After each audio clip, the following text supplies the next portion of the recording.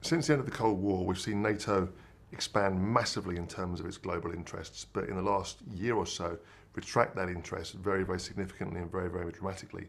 At the end of the Cold War, you saw an expansion of NATO's interest and activity out into the Indian Ocean, and with NATO looking to support a range of interests out there represented by its member states. And for a long time, operations in the Indian Ocean at sea and then ashore in places like Afghanistan have dominated NATO's agenda, particularly the latter where, for the last decade or so, NATO has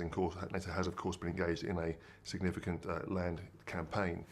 However, since the end of the Afghan campaign, you then saw a slight shift towards focusing on different areas in terms conceptually and geographically. Conceptually, this was things like counter-piracy and in the maritime security context, wrapped up in member states' interests in preserving their sea lines of communication to secure energy, transport and other forms of trade by sea. So for a long period of time, NATO, particularly from a sea point of view, was looking at maritime security issues. This started to come back slightly closer to home in around about the 2011 period with a focus on the Mediterranean in particular. But of course, activities in Eastern Europe, notably the Russian annexation of Crimea and other activity, has seen NATO suddenly start to focus on more traditional areas, areas reflecting its focus, of course, in the Cold War days.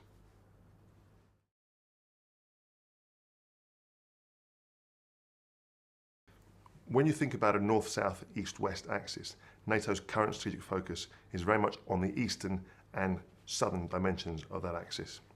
To the east, in the wake of the Ukraine crisis, but going back as far as even the Georgia crisis of 2008, you see a much more assertive Russia with a policy that NATO might argue is a little bit more disruptive to the interests of others in the region. And then to the south, you have a growing web of instability around the Mediterranean on NATO's southern flank, involving issues like migration at one end of the scale, through to failing states in the middle, through to the rise of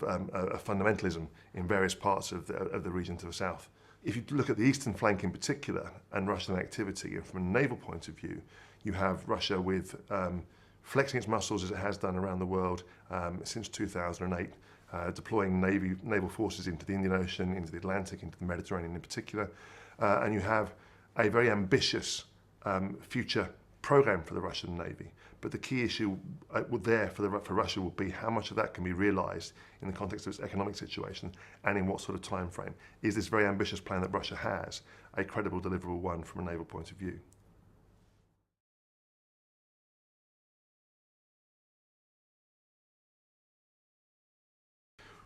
When you look at the southern flank, the Mediterranean in particular, NATO has had a very prominent naval presence in that part of the world throughout its history. For a short period of time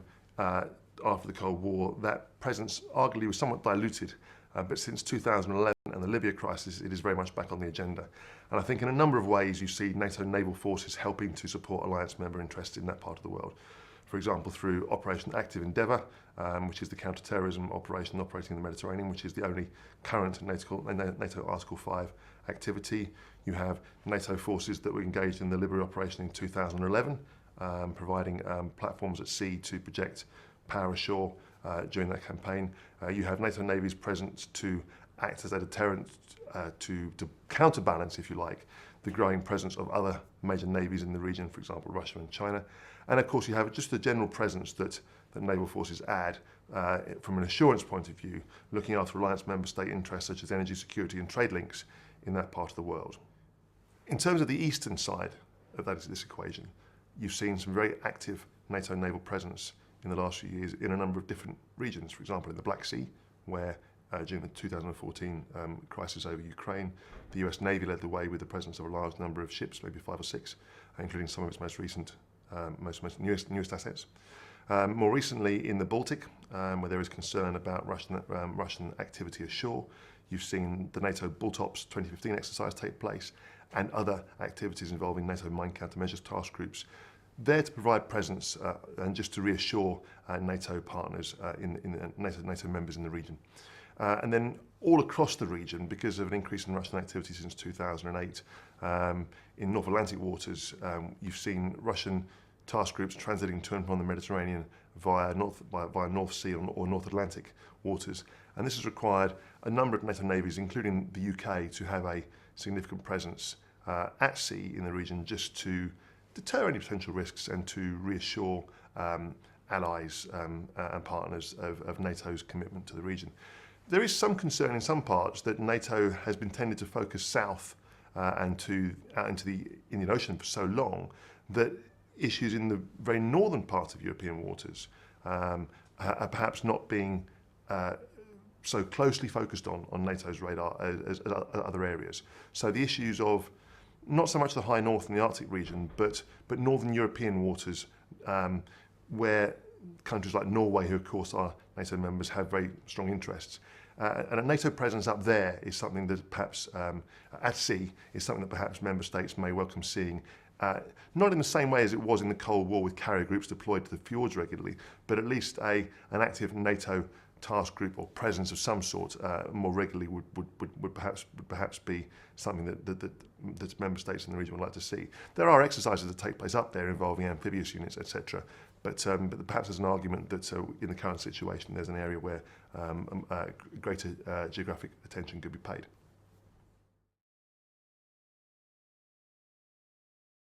Since the end of the Cold War, you have seen many navies around the world struggle with what they refer to often as sea blindness domestically with regard to political and public understanding of what it is that a navy contributes to national security. A navy often, by the nature of what it does, going to sea on a daily basis, is out of sight and out of mind, and therefore it's hard for a member of the public and therefore the political leaders that they vote for to necessarily understand how it is that a navy, particularly one that can be expensive to build in capital terms, contributes to their security and to their quality of life.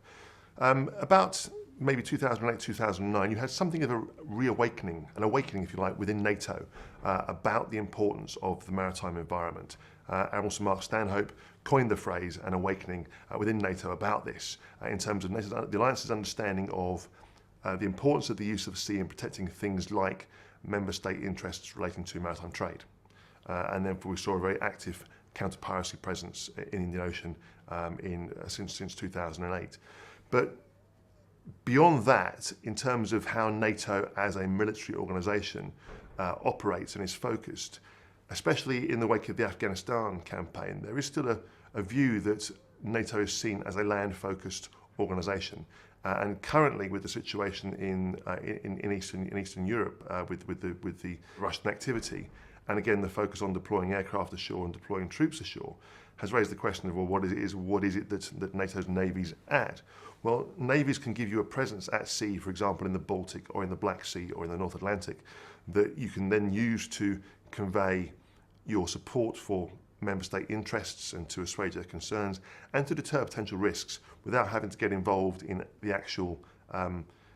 physical confrontation. You can deploy or withdraw a naval force as you see fit. So demonstrating to political leaders the flexibility in these ships and their collective capability is something that NATO navies, I think, will be looking to do more keenly in the future. In terms of how NATO's maritime component contributes to the implementation of NATO's wider strategy and how it improves that contribution, there are a number of key lessons that NATO has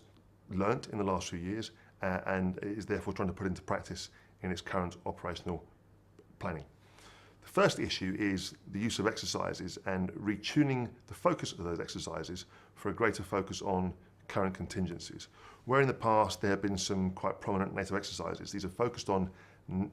maritime security matters at a very low level, for example, counter-piracy operations or other kinds of maritime security activities. Since Noble Mariner in the later part of 2013, you've seen a shift back towards a focus on higher-end contingencies. For example, how do you deal with a state-on-state crisis of a variety of types? So in that exercise process, you've seen a much more prominent emphasis on redressing that kind of conceptual focus and on reharnessing particularly the skills amongst the individual navies to be able to support that focus.